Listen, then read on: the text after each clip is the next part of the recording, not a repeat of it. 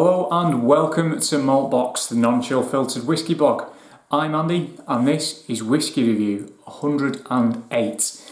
It is also the last in a three-part mini-series where I look at affordable drams, accessible drams that you can easily find online, given not too many of us are going to the shops at the minute, and they also happen to be whiskies that I either haven't tried for quite a while or I've not had since the start of my whiskey journey.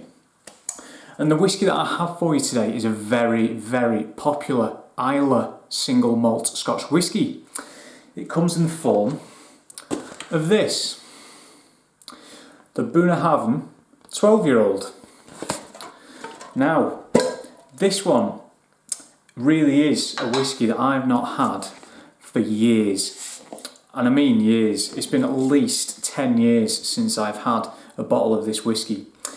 Now, the Bunnahabhain 12, there is the tin again, well, tube, however you want to call it. And there is the bottle. Now, the Bunnahabhain 12 is arguably still the entry-level bottling that Bunnahabhain produce. Now, there is, however, lovely cork noise, a no age statement offering that I can't even begin to pronounce, which you could argue is the entry-level, but at the end of the day, it doesn't matter, they're roughly the same price. This retails at between £35 to £40. You can, however, find it on offer on Amazon, for example, sometimes for 30 quid. I think I picked this up for maybe less than that. I think this was 29 at the time. Now, this is bottled at 46.3%. There at the bottom. Oh, I took the camera out then. So 46.3%. It is non-chill filtered and it is natural colour. With that in mind, there is that very nice golden hue there, and given its natural colour, I will give it its due. It's a very, very nice colour in the glass there. Already some relatively slow legs going down. Now, the Bunnahabhain 12, it is a lightly peated Islay whiskey. This is not a peat beast. It is not an intensely smoky dram. It is a lightly peated, fresh and quite vibrant dram, to be honest. Now, in terms of its maturation, on the back of the bottle here, it pronounces that it is matured in a combination of sherry casks, bourbon and whiskey casks. Now, kind of goes without saying, but what I believe they mean by whiskey casks are refills. So hogsheads, refill casks, you name it. So basically a cask that has previously held whiskey. So it's got a really quite nice varied mix there across the range. So on the nose,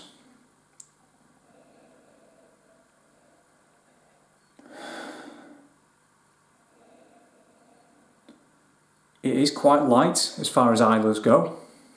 It's got a really nice kind of biscuity note on the nose, some honey, a little bit of heather.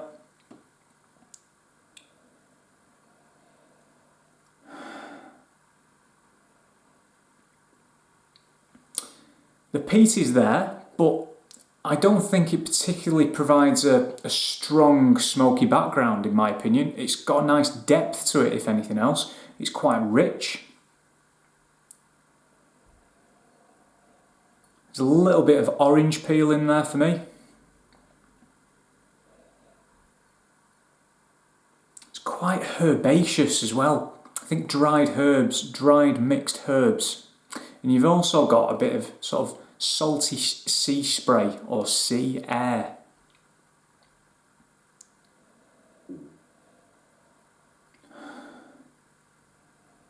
Possibly a little bit of chocolate. It's actually quite nutty as well. So, again, quite an interesting mix of casks. You can pick this up. I mean, I've already said it's on offer at Amazon. You can still get it on Master and Malt. Sometimes you can find it in supermarkets, depending on the size of the supermarket. Now, Bunnahabhain as a distillery are owned by Distell, which is the same house as Deanston, Tobermory, up in Scotland, and also in South Africa, the James Sedgwick distillery that houses Three Ships and Baines. So it's quite a nice little portfolio they've got there. And you'll notice as well, Deanston bottle their whiskies at 46.3%, as do Tobermory and Le Jig, I believe. So it's kind of a consistent core range approach, that same 46.3%. And for me, I like that. 46% is great. I love whiskies at 46. It means I don't have to water them down, in my opinion. I won't be watering this down because I know from experience I don't need to.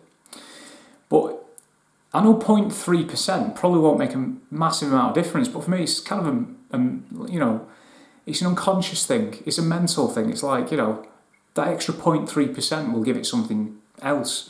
But I quite like the fact they've actually done that and standardised it across the range, across those distilleries. And it's always good to see whiskies at 46 anyway, regardless of the extra 0.3, because that's what we like, isn't it? A little bit of added oomph behind something rather than 40%. So that was the nose, onto the palate.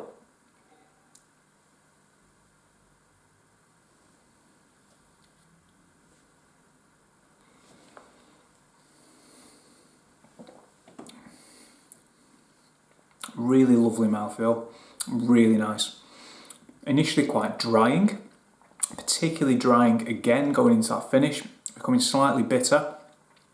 Again, for me, there's a lot of sort of like herbal qualities in there. I'm thinking sort of like dry oregano, arguably a little bit of rosemary, which is quite a strong herb. You've got a nice biscuity note again. You've got some toffee. For me, the smoke is a little bit more prevalent on the palate, but again, it's not a heavily peated whiskey. It just adds that little bit of depth, a little bit of a kick going into the finish. It's not quite as sort of light, I would say, as the nose in some respects. There is, however, still kind of a minerality to it, particularly going into that finish. It's becoming cleaner by the second. I'm still getting flavour. I'm still getting a really nice experience. The finish is quite long. However, it's just very good spirit. You can tell it's very, very good spirit.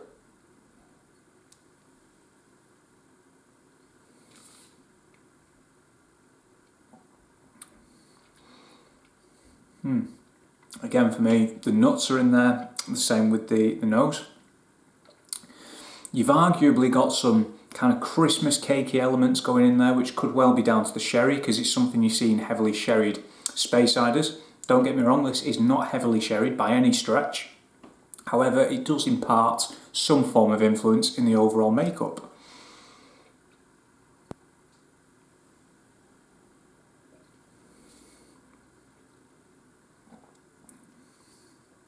And again, for me, the overarching thing, and I've said it's kind of nutty, but I think for me it's something like quite an oily nuttiness, like Brazil nuts or something like that. You know, something that's quite intense, something that's quite chunky, stays around for quite a while. Again, it's going dry into that finish, which is actually quite a nice way to end it, in my opinion. A very, very well balanced dram. It's got a little bit of meatiness to it as well, to be fair, just going into that finish. I'll be honest, this is a whiskey that I have not tried since 2010, 11.